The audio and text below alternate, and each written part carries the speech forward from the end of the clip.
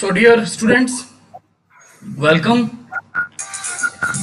Good morning. I welcome all for this GSBTM Crash Workshop, the E version, conducted by Gujarat State Biotechnology Mission and NV Patel College of Pure and Applied Sciences. It is indeed an honor to have Dr. Gopal G. Gopal with us, who is the resource person for today's session. Dr. Gopal G. Gopal, eminent academician who has done his PhD from Jawaharlal Nehru University, is special for molecular medicine with All India rank 1. Also the recipient of DS Kothari postdoctorate fellowship. He has cleared CSIR NET and other 5 national level competitive examinations. Recipient of Fast Track Young Scientist Award, that is DST SERB, having 7 years of teaching and 14 years of research experience to his credit. He is having 9 publications with more than 249 citations. He is the author of 2 books, Chemistry and Mathematics for Biologies and CEB and IIT GEM. Another is Biotechnology Solved Paper and Model Questions. He has taken more than 80 invited lectures in different seminars, symposiums, as a visiting lecturer, etc. He is also the coordinator of Network of Biotechnology Capacity Building Cells of the South Gujarat region of Gujarat State Biotechnology Mission, Government of Gujarat. He is having eminent leadership qualities as he is the founder president of JNU Manch and some other organizations like Youth for Equality and Jav Pallav Society.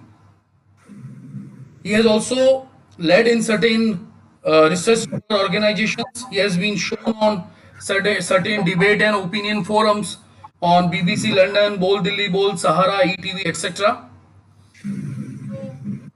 A consultant and mentor to certain private companies as well, including DNA Expert Private Limited, Gene Explore Diagnostics Private Limited, Drishti Creative Productions Private Limited, NVR India, Shab Sindhu Private Limited, AASK Education Indore, and some other proprietary companies. In an academician, researcher, and also consultant.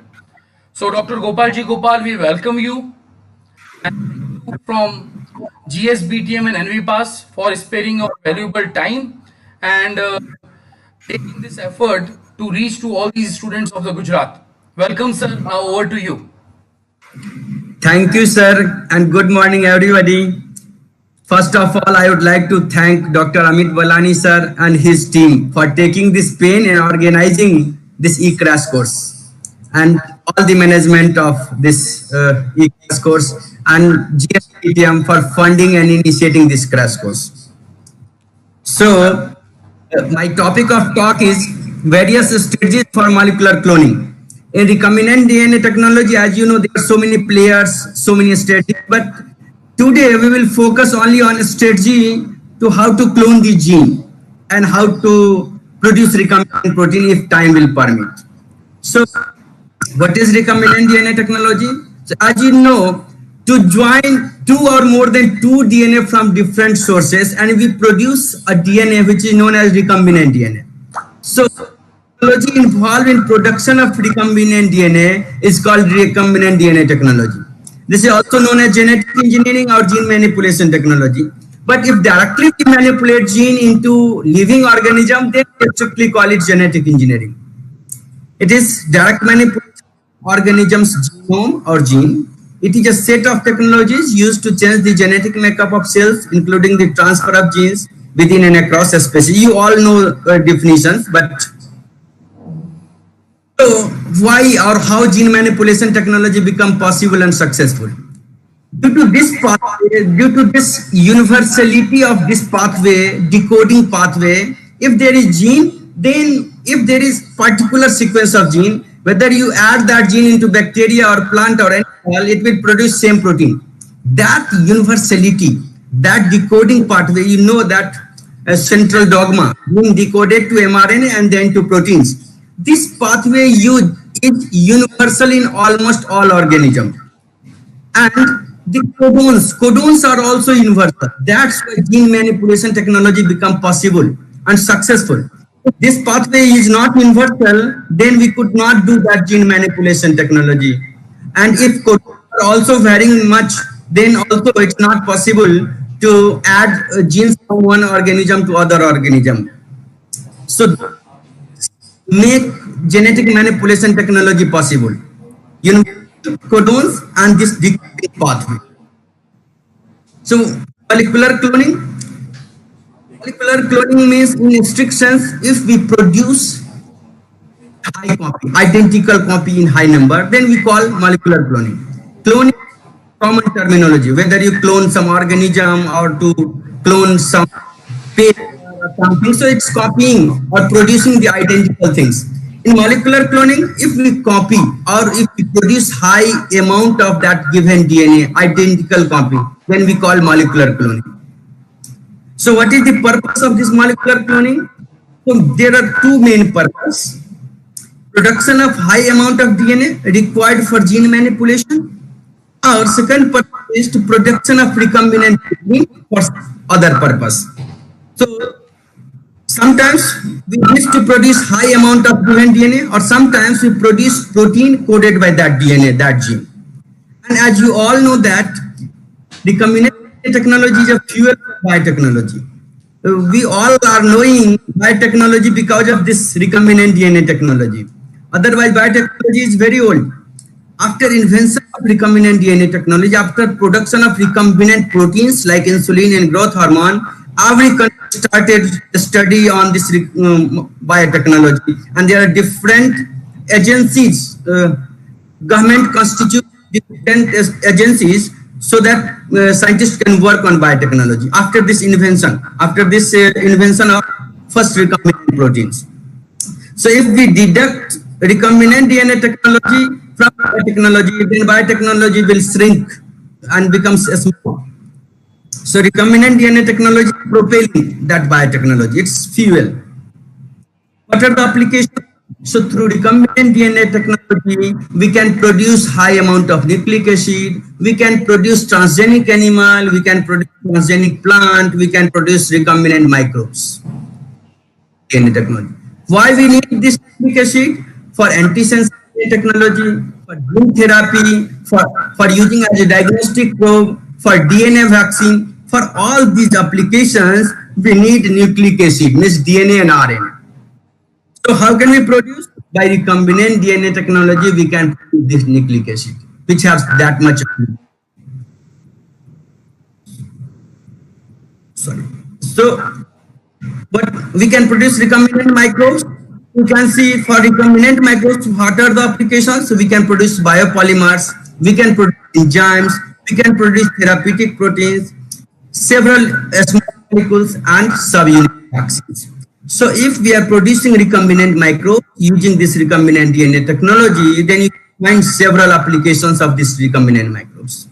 We can produce transgenic plant using this recombinant DNA technology. So what is the applications of transgenic plant? So we can create an improved variety of plant. We can therapeutic protein from this transgenic plant. We can produce a small molecule from this transgenic plant, which is not available or which are in less quantity. And we can also produce vaccine from transgenic. Recombinant technology. So we can produce transgenic animal using this recombinant DNA technology. So what are the applications? So we can produce therapeutic proteins. We can improved variety of animal, improved farm animals. We can produce disease model. To study the disease, we also produce animal through transgenic methodology. So these are the basic applications of recombinant DNA technology. Again, we will discuss one by one in different fields, like in disease. So what is the application of recombinant DNA technology in the management of disease? So as you know, we can reduce the burden of disease if we provide nutritious food. So if every citizen will avail nutritious food, then there is less occurrence of disease. So recombinant DNA technology produce iron containing banana, transgenic banana, which have high amount of iron. Through transgenic methods or through recombinant DNA technology, scientists have produced golden rice, which have high amount of vitamin A. So you don't have to take extra vitamin A capsule if you are facing deficiency of vitamin A. So in this way, scientists are producing several nutritious food, nutritious fruit and other cereals and grains. Second strategy of management of disease is prevention of pathogenic by vaccination. So as you know, there are so many subunit vaccines available, which all are product of recombinant DNA technology. Generally, we use subunit vaccines. There are different vaccines: attenuated, heat-killed, subunit DNA vaccines. So generally, we produce subunit DNA vaccines using recombinant DNA technology. So in prevention of pathogenic disease, we produce vaccines using recombinant DNA technology. In diagnostic, antibody-based diagnostic, as you know, there are so many antibody-based diagnostics like ELISA, and nowadays people are using that for COVID, people are trying to produce antibody-based diagnosis. Oligonucleotide-based diagnosis, so either you produce antibody or you produce oligonucleotides. That requires recombinant DNA technology methods. Then you can produce antibody. For production of we must have purified protein, high amount of protein, then we can produce antibody. So for production of antibody, we need recombinant protein, which we produce through recombinant DNA technology. So in disease, diagnosis of disease, also there is application of recombinant DNA technology. For treatment of disease, you know, there are several therapeutic proteins like insulin, growth hormone, clotting factor. There are hundreds of therapeutic recombinant proteins are available in market, which all are product of recombinant DNA technology. Therapeutic antibodies, monoclonal antibodies for cancer treatment, and there are so many antibodies available. Oligonucleotides, for all these things we have to use recombinant DNA technology. So there are the application of recombinant DNA technology in the treatment of disease. Suppose there are occurrence of some new disease. To understand the disease, new disease, we have that animal model. Or if we have some drugs, to know efficacy of that drug, we must have that animal model. Then on which we can check efficacy and efficiency of that drug. For that also, we must apply recombinant DNA technology by deleting some genes, by adding some extra gene. So in this way, we create model organism, which are useful to understand the new disease and the new drug. In agriculture also, you all know that pest resistant plant, BT cotton plant, BT bridge plant, BT mustard plant. There's so many transgenic plant scientists are producing. So these all are products of recombinant DNA technology.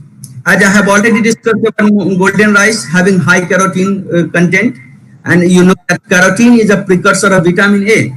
So scientists are producing high mineral and vitamin containing plants.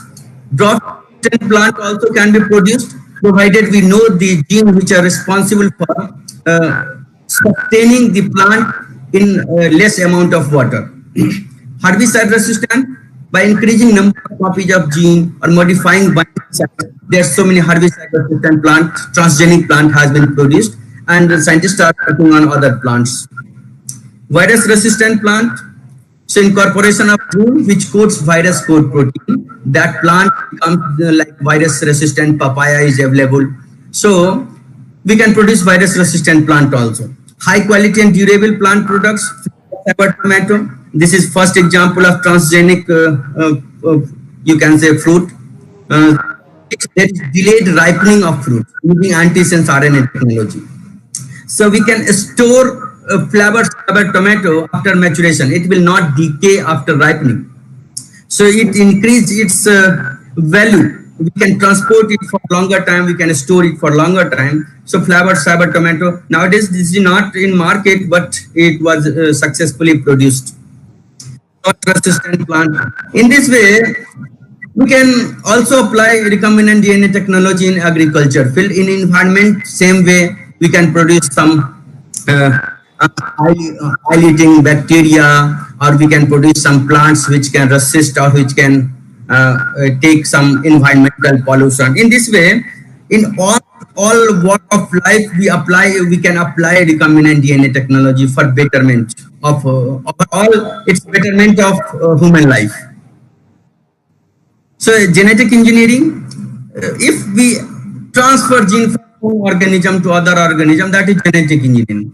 The beauty of genetic engineering is it's before invention of recombinant DNA technology, plant breeders or animal breeders also trying to improve good quality of animal or plant by breeding. But in breeding, there is limitations.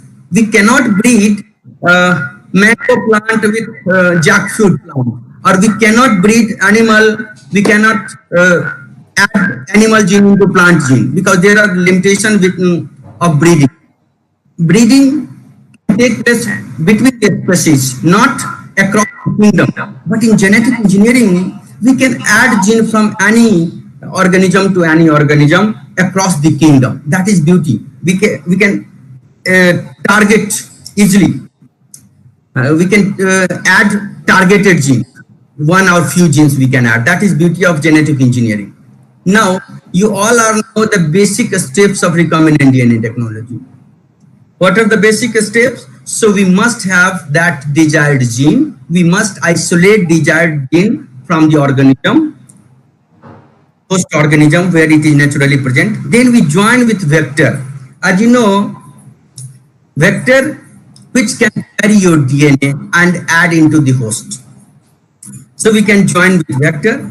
Introduction of recombinant. Once we produce that joining of desired gene with the vector, product is known as recombinant vector or recombinant DNA. So we perform this joining in vitro. So after this ligation or production of recombinant vector, we again introduce into its host where that vector can replicate and duplicate. It can produce more copy. So we introduce that recombinant vector into host cell, usually bacterial cell, and the transformation is not 100%. We select that recombinant clone. So we select transformant versus non-transformant, and among transformant also we have to screen positively cloned vector, positive recombinant clone. So we screen that. Once we confirm that yes, these colonies have our recombinant vector, then we propagate it and culture it in more amount. This is common step. You can see by diagrammatic representation. We isolate desired gene and we isolate our vector, usually plasmid vector, from the bacterial host, and we cut both desired gene and the vector, and then we ligate it and produce that recombinant vector. We cut it with compatible restriction enzyme so that it can ligate, and then we ligate it, and again we introduce this recombinant into host, and then we screen that host which have taken this recombinant vector. Once we confirm that which E. coli have taken this, then we either produce in more amount, more culture, so that we can harvest more copies of that gene which you have cloned into your vector, or we can produce the protein which is coded by your gene.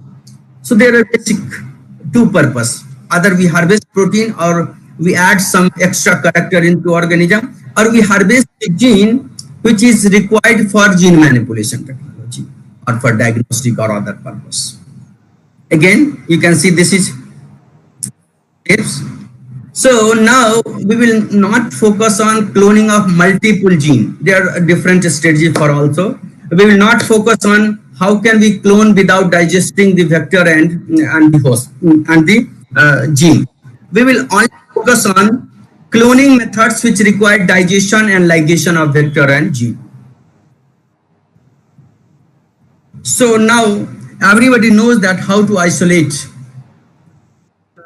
Everybody knows that first step is isolation of gene. But in which condition, how can we apply, which method we apply to isolate the gene? So we must understand it. So suppose you keep on replying. I will see your message. It's allowed. I don't know chat box, but I prefer to see your reply. If in this situation we have to clone an H. pylori gene, Helicobacter pylori gene, coding for cytotoxin A, and we have also H. pylori strain. Gene sequence of KAGE is known. What are the steps of cloning? How can we isolate the gene of interest KAGE to be cloned? So if you can reply, it would be nice so that we can interact with you.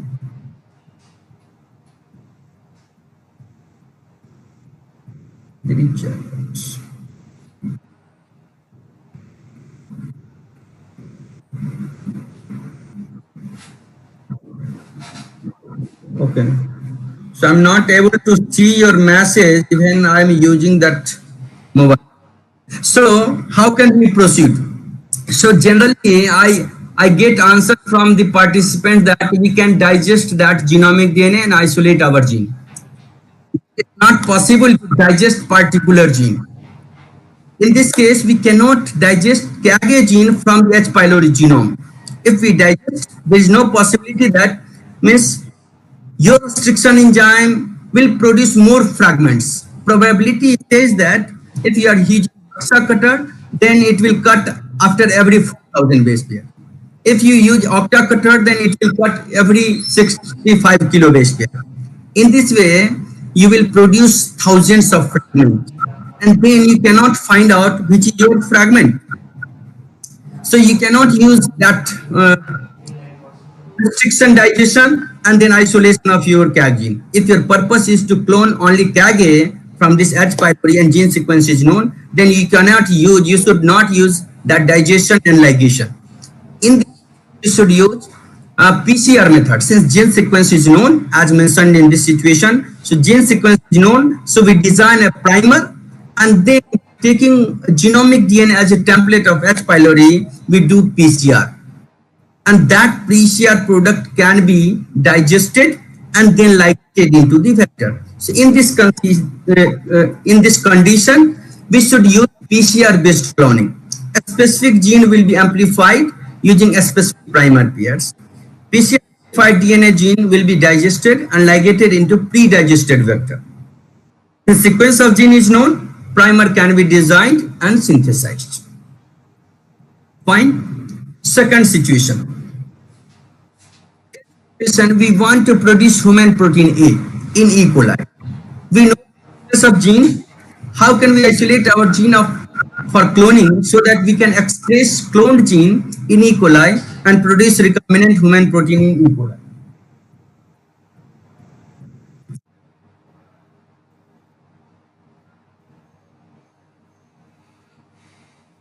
So, in this condition, can we apply PCR method directly? Can we take human genomic DNA and do PCR and clone it into our expression vector and transform expression E. coli strain with this recombinant vector? So, in this condition, we cannot do direct PCR. Though condition is same, first condition and second condition is same, but here there is slight differences. Slight difference means this is human gene and this is eukaryote. As you know, in prokaryote there is difference between prokaryotic gene and eukaryotic gene. In eukaryotic gene, there are intronic sequence, means genes are split genes. So if we directly amplify that gene from the genome, so that intronic sequence remain in your amplified PCR amplified product. So if you clone that PCR amplified product into vector, expression vector, and then you introduce into E. coli, so as you know, in eukaryote there is a splicing mechanism. So that pre-mRNA will be matured by removing that intronic sequence, known as splicing. So in prokaryotes, in bacteria, there is no splicing mechanism. Since their genomes are and their genes are not split genes, there is no intronic sequences. So splicing mechanism, so your gene which are completely amplified having intron also will not be transcribed completely, or you can say there is no removal of splicing, there is no removal of intron using a splicing. Then you will not get expression of your gene or you will get wrong protein.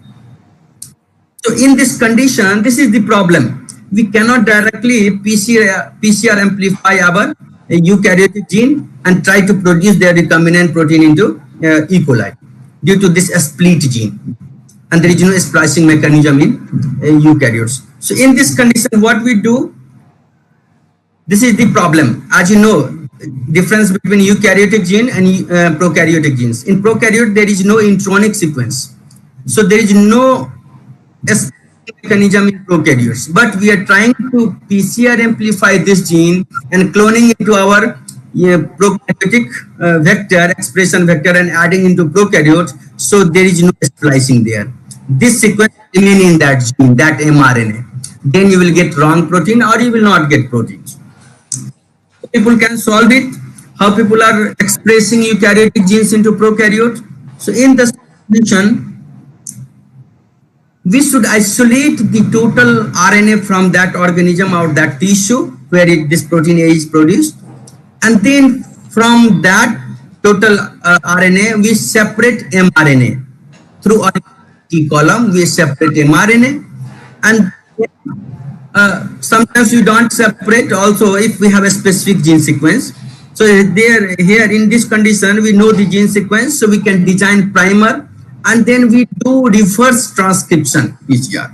We reverse transcribe that mature mRNA, and then we produce cDNA, and then we clone that cDNA into prokaryotic expression vector, and that you can transfer into prokaryotic expression host, E. coli expression host. Then you will get recombinant protein of corresponding human protein coded by that gene. So eukaryotic genes are interrupted by introns. Splicing is needed before mRNA used for translation. So there is no system of splicing available in E. coli. So eukaryotic gene will not be expressed into proteins. So therefore, cDNA should be cloned, not gene, if purpose is to produce recombinant protein in E. coli.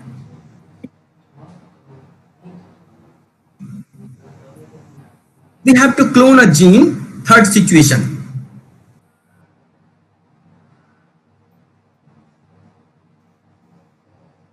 In third situation, we have to clone a gene, encode thermopolymerase enzyme, which is very useful enzyme, as you know, Taq polymerase, to get its recombinant protein.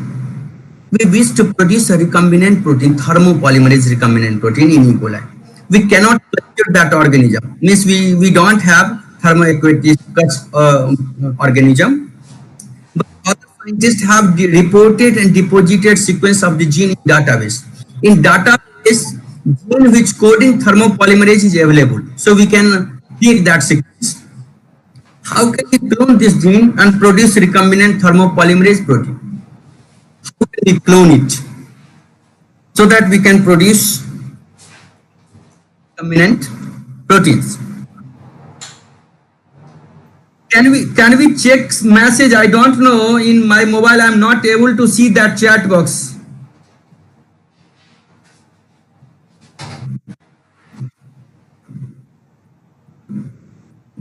Can anybody help me?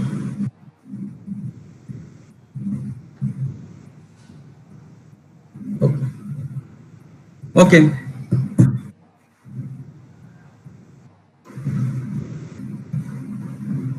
So in this condition, can we do PCR?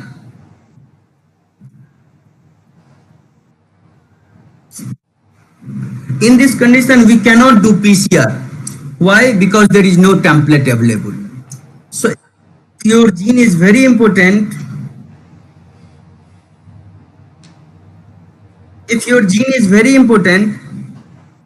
and you wish to produce recombinant protein against that, then how we can proceed? Because there is no template. As you know, for PCR we must have template, and here there is no genomic DNA available since we cannot culture it. So in this condition, we should proceed for synthetic oligonucleotide. We should synthesize that gene, complete gene. We should synthesize. We cannot do PCR. So in this condition, we should proceed for direct synthesis of gene. Since we cannot amplify gene using PCR, there is no template available, so we should directly synthesize that complete gene. But now question arises that why not we prefer this simple method in condition first? Because PCR, performing PCR is difficult, so we should proceed for direct synthesis also. But here, since rate of this 1 kb or 2 kb gene rate of synthesis is very high, even 20,000, 25,000 rupees per 1 kb. But once we have all reagents available, so we can perform 10 PCR in 20,000 rupees, provided we must have that primer sequence only. Cost of primer is very less, 17 to 20 rupees per basis, and we our length of our primer is only 17 to 25 nucleotide longer. So in 500 rupees we can purchase 25 basis primer, and in both, so in 1000 rupees we can purchase primer of 1. But here for amplification of for synthesis of 1 kb gene or 1.5 kb gene, it takes lots of money. So if template is available, we should not prefer direct synthesis of gene. This is easier way, but it's costly. That's why we don't prefer direct synthesis, provided we must have template available. But if we don't have template available, there is no genomic DNA available, then we cannot do PCR.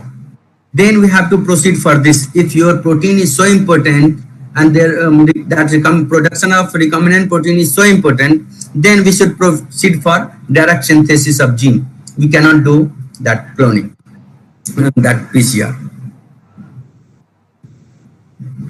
So generally, most of the researcher face the problem in like of recombinant, this synthetic oligonucleotide. As you know, there is no system available which can produce double stranded DNA. You have to give sequence of both the strand in company, and they will send you two oligonucleotide template in different tubes. They will not give you double stranded DNA. So you have to add your TE buffer into that powder, oligonucleotide powder, and then mix in equimolar concentration, and then heat it so that all secondary structure secondary structure will be denatured and separated, and then cool down slowly so that double strand that your both oligonucleotide hybridize and forms a double stranded DNA. In that, when you will synthesize, you will get double stranded in one tube. They will give you separately. You have to mix in equimolar and then heat it so that they will find their complementary. They will their secondary loop structure will denature, and they will search their complementary partner in that solution, and then gradually down so that it will hybridize, and in this you will get double stranded DNA for cloning, and the concentration which you will purchase is sufficient for cloning, so you don't have to again amplify it. Whenever you purchase, they give you sufficient amount which you can use for cloning. So what are the precautions? So we should not try to ligate synthetic oligonucleotides after making it double stranded directly with vector. So after ligation, you are trying to ligate it with your vector. Since suppose you have purchased this sense strand and anti-sense strand with restriction enzyme sites, so that after hybridization it will produce a sticky end, suppose, then if you are ligating with your vector with this hybridized double stranded DNA having a sticky end, then you will not individually, because after synthesis there is no phosphorylated 5'. So if there is phosphorylated 5', then you will not ligate it with vector. So we have to phosphorylate that double stranded DNA if it is already overhang, or if we are producing that blunt-ended having both the strand of restriction enzyme, then you digest it so that it will produce phosphorylated overhang. Then you ligate into vector. Most of the time, I have seen that most of the researchers, PhD scholar, they face problem in this cloning because they purchase directly, hybridize it and try to ligate it with the vector. So you will not get ligation because there is no phosphorylation. If you instruct that company that you need phosphorylated 5 prime, then they will charge you extra and they will do that kinase treatment and then phosphorylate it. Or you have to do that phosphorylation and then ligate it. So in this condition, we must go for direct chemical synthesis of gene. Fourth situation. So suppose you wish to search the gene which code for beta galactosidase enzyme. This is arbitrary situation. Or suppose when we culture bacillus, we see that in their culture there is beta galactosidase enzyme. That means the sum of the which codes beta galactosidase gene which are present in the genome of that bacillus. That's why it's producing beta galactosidase enzyme culture. So you know that this organism is producing some enzyme. You know the bioassay beta galactoside. Suppose you know the bioassay of that enzyme. Here beta galactosidase, suppose FTPase or other enzymes. So you know that bioassay so that we can identify presence of that enzyme wherever or in which cell it is or in which culture it is. So how can we proceed to find out the corresponding gene? In this condition, how can we find out which gene is coding beta galactosidase? We cannot sequence whole genome of that bacillus anthracis. There are limitations. Suppose there is limitations. We cannot sequence whole genome. And we have to search which gene out of thousands of genes present in their genome, which gene is coding for beta galactosidase. How can we proceed? So in this condition, it would be better if I saw your message, but anyway. So in this condition, we should fragment the whole genome of this bacillus and then clone every fragment so that we can produce genomic library in expression vector. So that, yeah, you know, there are thousands of fragments. So some fragment will be cloned in this vector, some in this. In this way, we can produce genomic library of this bacillus genome, bacillus anthracis genome or some bacillus organism. So out of thousands of this, one fragment must have that gene which codes for beta galactosidase enzyme. So here, from that library, we have to screen one by one, or you can pull also. So from this library, we have to screen which colony is producing beta galactosidase.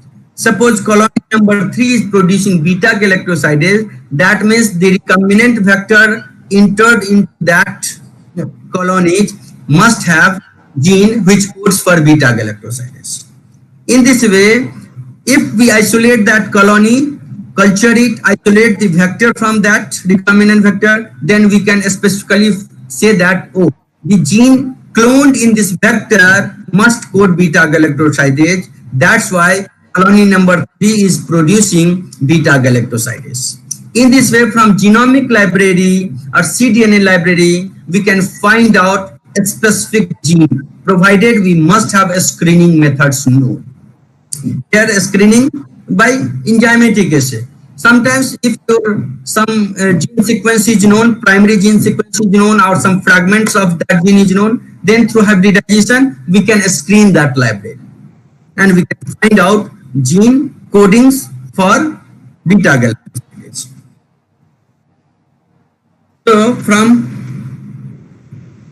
but here I told you that we cannot sequence whole genome. Then we should produce we can proceed by this way.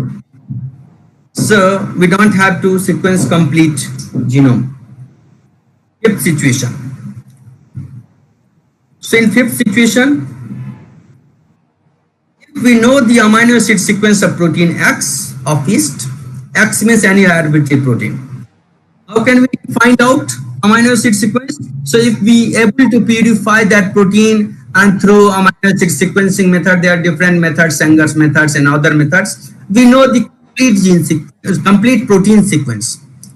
Then can we find out corresponding gene which codes for this protein which we have sequenced? Can we find? How can we find out?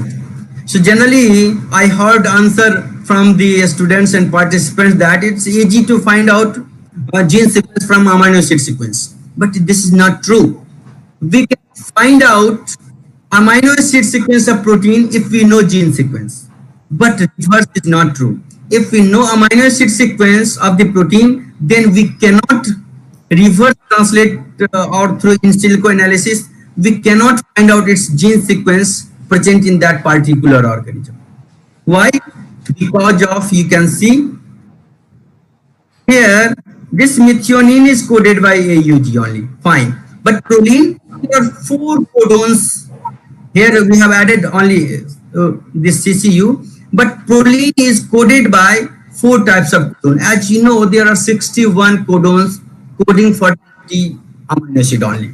That means the average one amino acid is coded by more than 1 codons.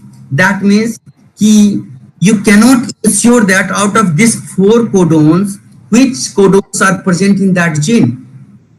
Due to redundancy, or you can say degeneracy of codon, if you know protein sequence, you cannot find out gene sequence in that organism. From gene sequence, we can definitely find out protein sequence, but from protein sequence, we cannot definitely or certainly find out their gene sequence because of degeneracy of codons. Because we don't know out of these 4 which are present in that gene. Out of this, arginine is also coded by suppose 4 codons, so we cannot find out of. In this condition, how can we proceed? How can scientists are proceeding to find out? It's very difficult.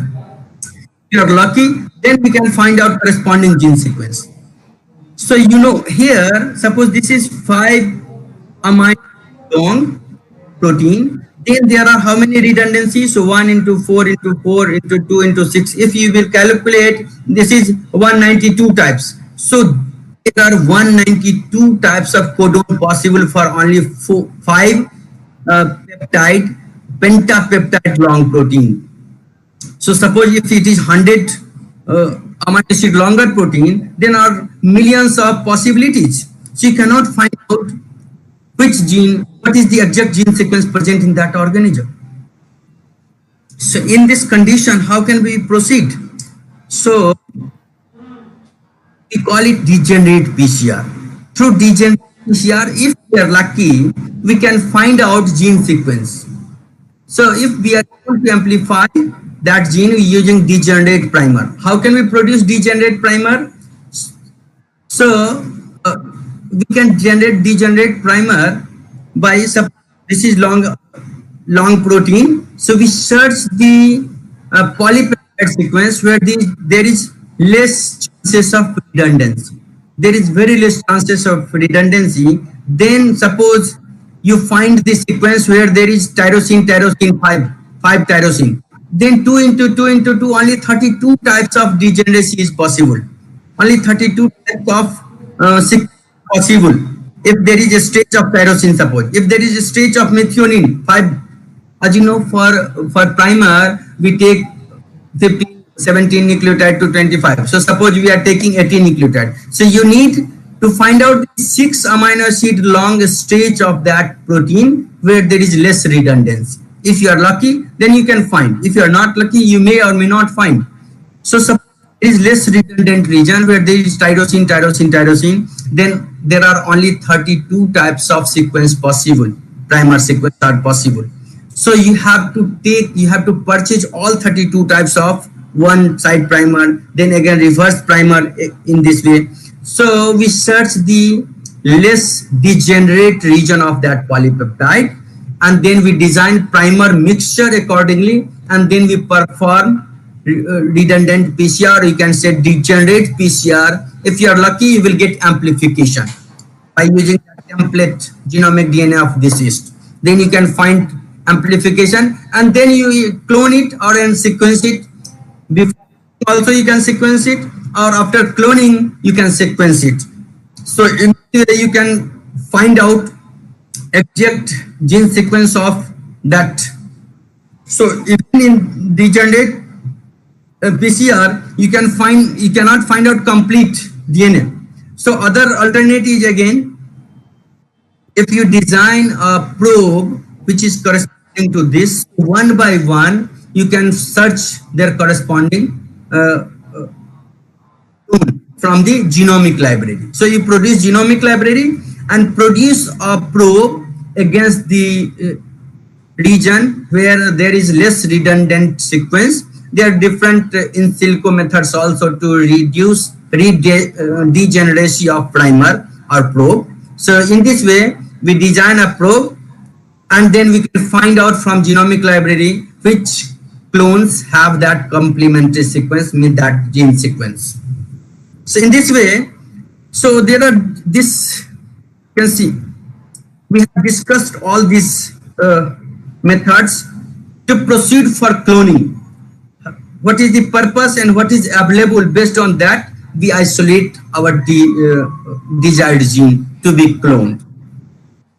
So PCR method is best method for cloning, but we must have template, we must have known cDNA synthesis from eukaryotic gene. If we wish to produce a protein in prokaryote, then we should proceed for cDNA synthesis and then we clone. If we don't have template and sequence is known, then direct synthesis. If we know bioassay and if we have to produce the library, then from library we can find out their corresponding gene sequence. So for library production, we have to fragment the genome. So we will discuss how to produce library. For library, either we digest the genome so that it will be fragmented, digest by restriction enzyme, so that it will be fragmented and you can clone your desired sized fragment into your desired vector and produce the library. From library, you can screen depending upon again information what you have. And here, if protein sequence is known and if you wish to find out gene sequence. Now, we have discussed how to isolate the gene. Then second step is how to ligate it with the vector. So as you know, everybody knows ligation with cohesive termini. So we use T4DNA ligase or E. coli ligase, and this is best method to ligate. If your DNA have cohesive end or staggered end, or you can say sticky end, then you can easily ligate. So one of the best method of ligation is ligation with cohesive termini. You can produce cohesive termini in vector and you can produce cohesive termini in your desired DNA to be cloned. If there is no possibility of production of cohesive end, then so your DNA having blunt end, so and your vector also have blunt end. So there are different ways to convert blunt ended DNA into cohesive ended. So one of the method is homopolymer tailing. So we convert blunt ended DNA into cohesive ended by homopolymer tailing. In this method, as you can see here, we add terminal transferase enzyme and then we add some known nucleotides, but only one types of nucleotide, not so that it will add similar type of nucleotide at the 3' end of your DNA. In this way, blunt ended becomes cohesive ended. So through homopolymer tailing, we produce blunt ended DNA from cohesive. We produce cohesive ended DNA from blunt ended. Since cohesive end ligation is easy, so we should apply this method to convert blunt to cohesive ended. For this, we use terminal transferase enzyme. Accordingly, if you are adding A in this DNA, then we should add E in the vector. If we add here C, then we should add in G so that there is complementarity. And then ligation will be easier like cohesive end. So one of the method is homopolymer tailing. Third option is here in homopolymer tailing, we cannot add desirable restriction enzyme sites. Here we can add only homonucleotides, same types of nucleotide. So third way is to add linker or adapter so that blunt ended becomes cohesive ended. Linker and adapter is short oligonucleotide having restriction enzyme sites. So it will be added into our desired DNA, amplified DNA or digested DNA, and then it becomes a stick, and then we can ligate it into our vector. So you can see here linker and adapters. This is linker having restriction enzyme sites. This is oligonucleotide, short oligonucleotide having restriction sites. So we ligate it into this desired DNA, foreign DNA or gene of interest, you can say. So it becomes this type, and then we digest it, so it will produce a sticky end. In this way, once it becomes a sticky, so you can ligate it with a sticky ended vector, corresponding vector, and you can produce recombinant vector. So now question arises, suppose we digest after ligation here, it becomes this. And after this, we treat this DNA with restriction enzyme so that it will produce this sticky. Now question arises, this is, I have taken this photo from Principle of Gene Manipulation book, or there is no purpose of teaching if everything is available in book, and if we are not giving you extra, then there is no benefit of only teaching. You can read from any book. So they have added, but now question arises, will this DNA be not cut by EcoR1? Means if we are digesting this DNA which are ligated with this linker, can it be not cut? So how can we protect this? There may be possibility that EcoR1 site present in this DNA also. Then it will be digested. So why we will get only this cut? We can get several fragments depending upon how many EcoR1 sites are present here. So to protect this, suppose there is possibility of restriction site here also in this desired gene or foreign DNA.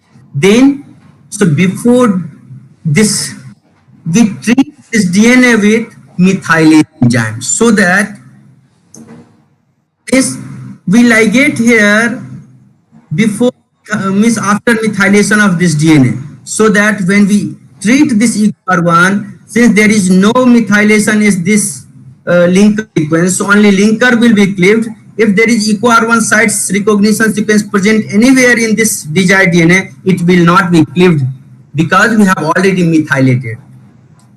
In this way, we use linkers.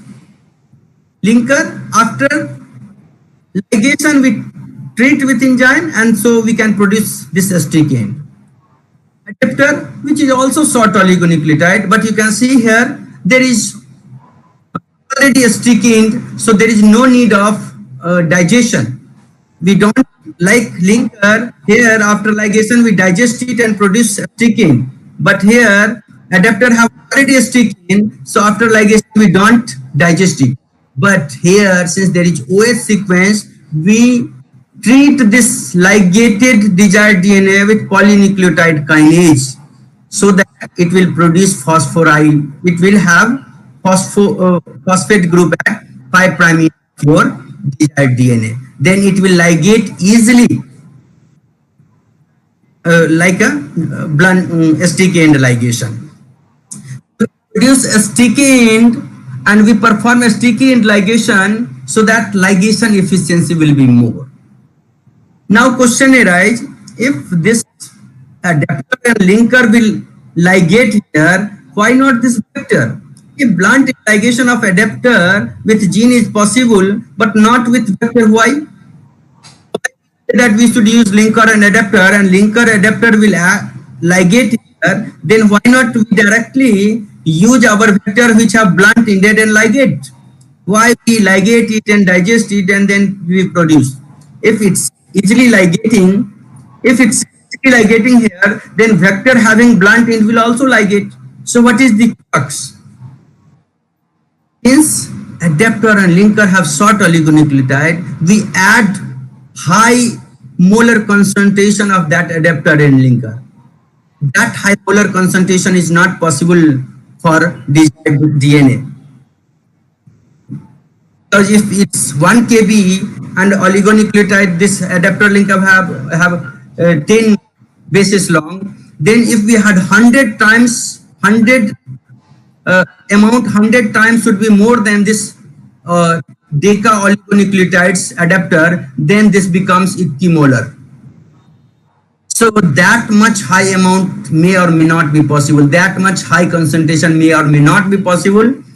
So we purchase or produce this adapter and linker, and we ligate with this desired DNA. So concentration is playing vital role here. That's why we add adapter and linker, and then we produce STK ended and we ligate it. So fourth method is ligation, TA cloning. We call it TA cloning. Means we don't have to digest our vector. We purchase TA cloning kit.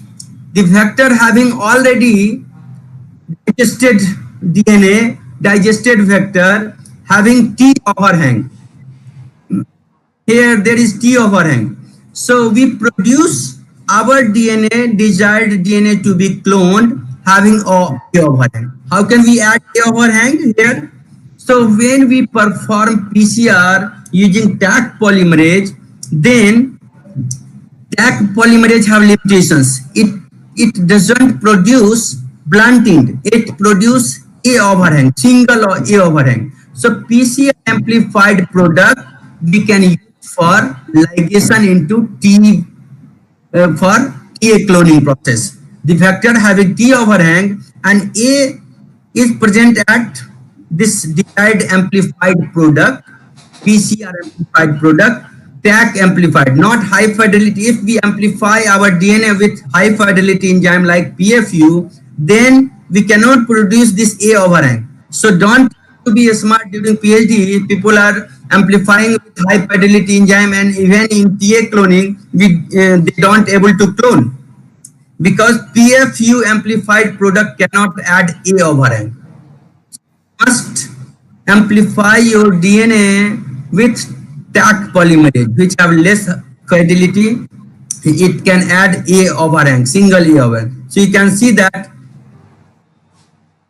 generally we amplify when we perform this TA cloning, then we amplify our DNA with PCR and then digest it so that it can produce overhang. Then we have vector which are circular, we digest it with that same compatible restriction enzyme and then ligate. Here you can see in TA cloning, there is no digestion of desired DNA is required. There is no digestion of this vector is required. Only we have to amplify our desired DNA and take this vector which is already digested having T and we ligate it so that we will not lose our DNA during digestion and purification. We avoid, we don't have to perform digestion. So, but here we have to purchase this kit, TA cloning kit. So this is fourth method of ligation. If there is no any, then we can also clone, we can also ligate blunt end ligation. If our as well as DNA both have blunt end and there is no other possibilities, then we can ligate by adding more enzymes, and there are different enzymes available which can ligate your blunt end also. So this is overall ligation methods. I have discussed how to isolate your gene depending upon resource and information available. Then we discussed how to ligate our desired DNA into desired vector. And suppose we are successfully ligating, then what are the methods to introduce this recombinant vector, means having cloned, our gene has been cloned in the vector, to this into the host. Generally, first primary host is E. coli, but I have added all these methods which are generally used to introduce DNA into the host. If we add our DNA into the culture media, or the if bacteria competent E. coli takes DNA from the surrounding, then we call it transformation. So generally we use transformation method after like. If it's a viral mediated, then we call it transduction, and eukaryote, in case of eukaryote we call it transfection. If cell takes DNA from the environment, then we call it transfer. Conjugation, if transfer of DNA takes place through conjugation, then we call it conjugation.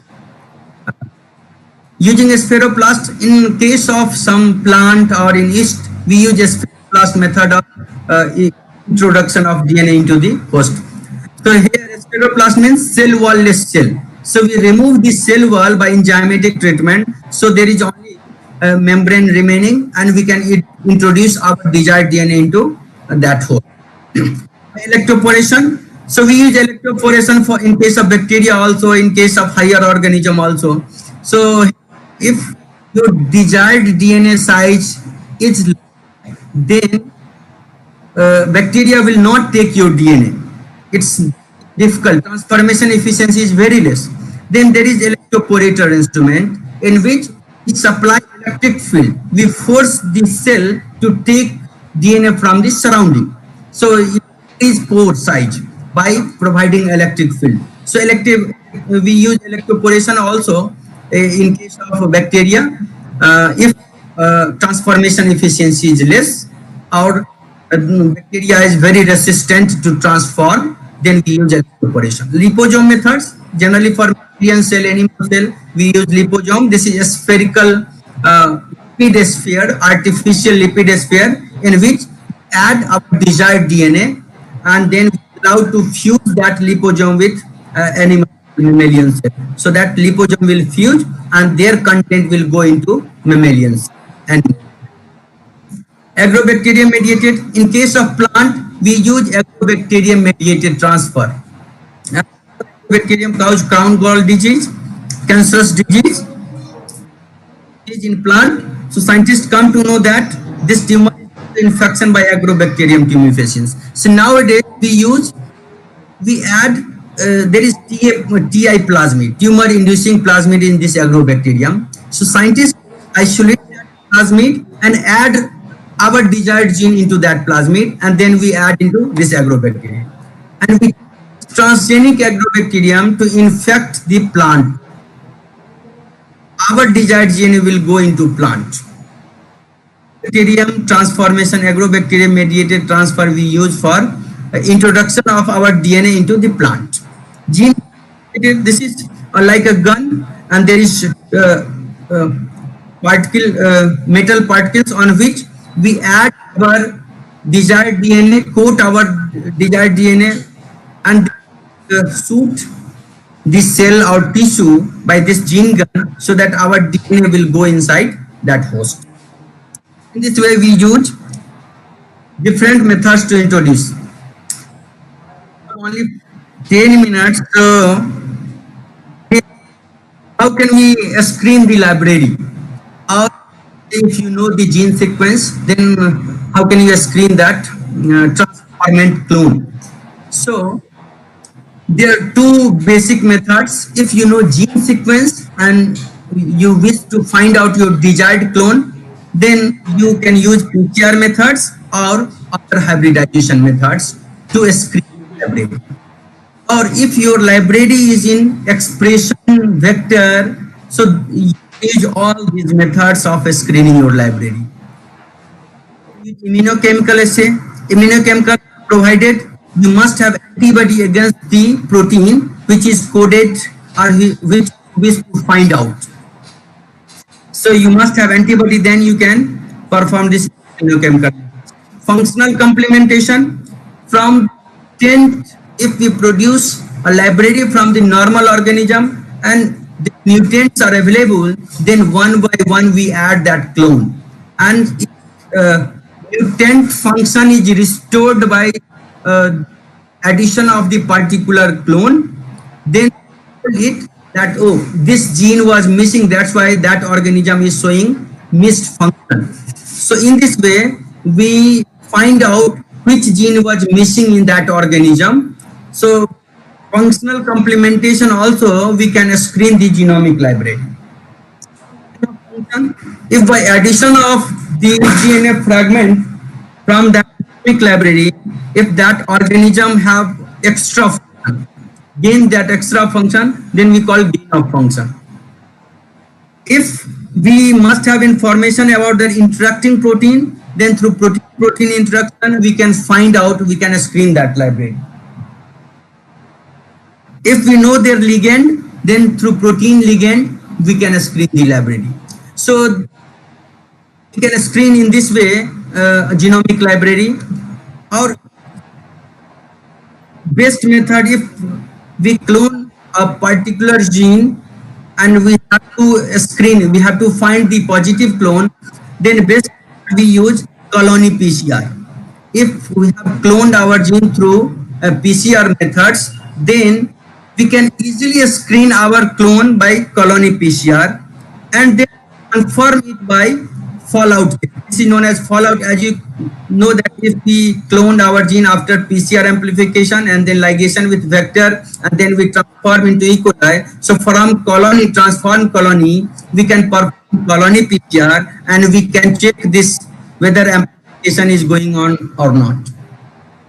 After this, we can confirm by double digestion if we have cloned our gene in directional cloning. By directional cloning, then we can confirm our cloning by this fallout. You can see we can easily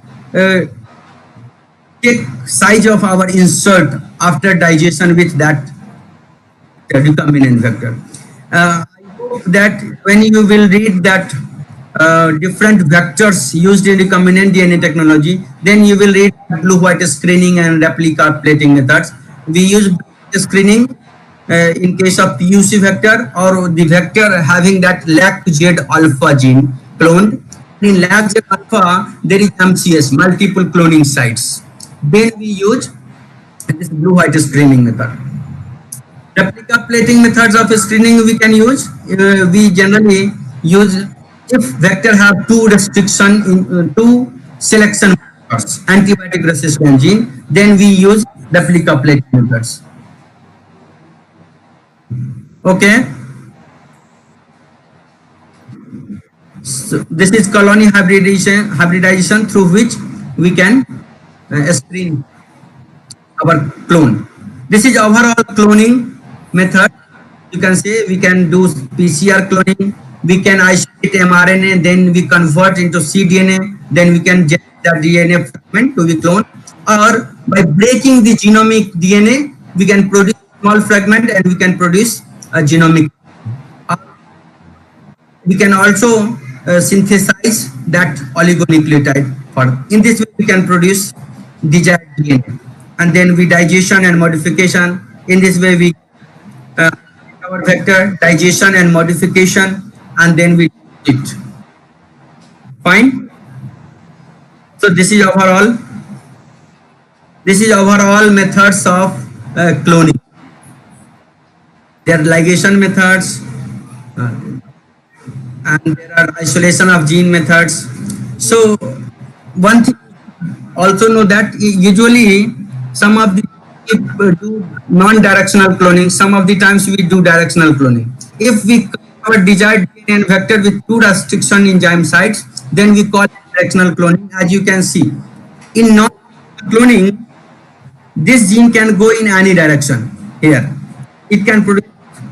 So a start codon here and a stop codon is here, but it may go in other direction also. So a stop codon comes here and a start codon here. So this recombinant vector become non-functional because promoter is present in this vector and stop codon is here. So translation will stop after this starting. In this way, non-directional cloning we should not use if purpose is to produce recombinant protein. We should use direct cloning. You can see if we digest this DNA with one restriction enzyme sites here and second restriction enzyme here, so it will go in only one direction because these sites are not compatible with this, so it will go and bind here, and these sites are not compatible with this, so it will go and bind here. In this way, we predetermine which sites will go and which restriction sites. So if we digest and clone at two restriction enzyme sites, then we call it directional cloning. So we should perform directional cloning. Fine. So I'm winding up. There are so many methods, but Fine. I have not seen your question now. If that coordinator will speak some question, good question, so I will take it. Hello. Yes, sir. Am I audible, sir, to Question. you? Yes, yes, you are audible, sir. I could not see question. I don't know how to see that question. I am using that mobile, but Okay. I am not able to see question. So please speak Yes, sir. question. First of all, Yes, sir, sir. let me tell that this was very interactive session. It is very interactive session. Chat box is full of so many and praises.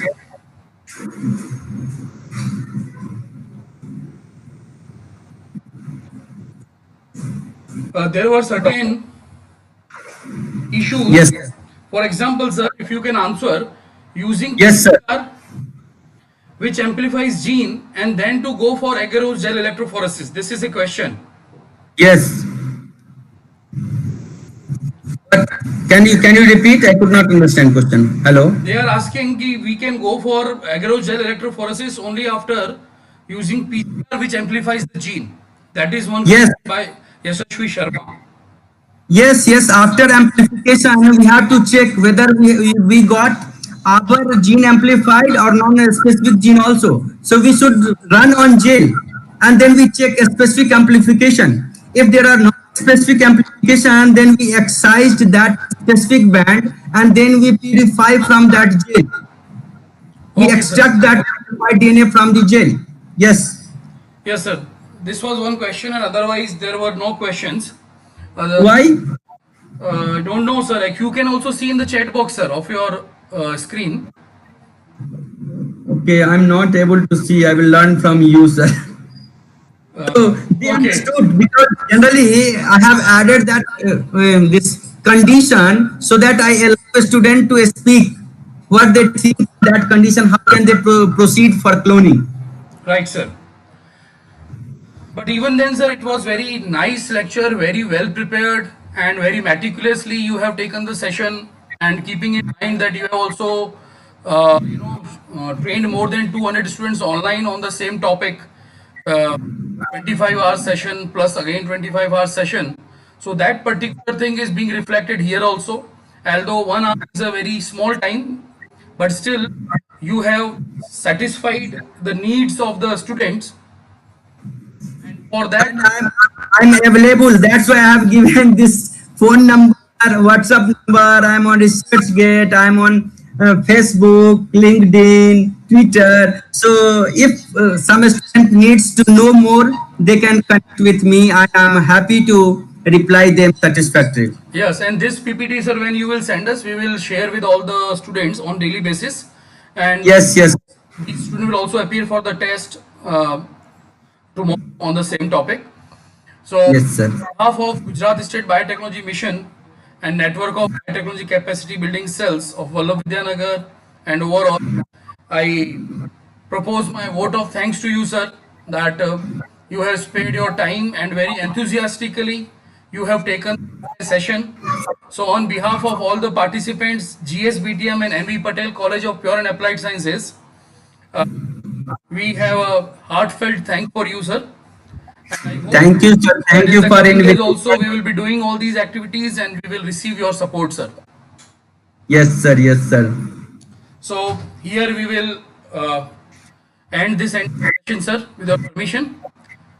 Okay, so I should leave now. Yes, sir. Yes, sir. We all are living in that sense. Thank you, sir. Thank you, sir. Thank you.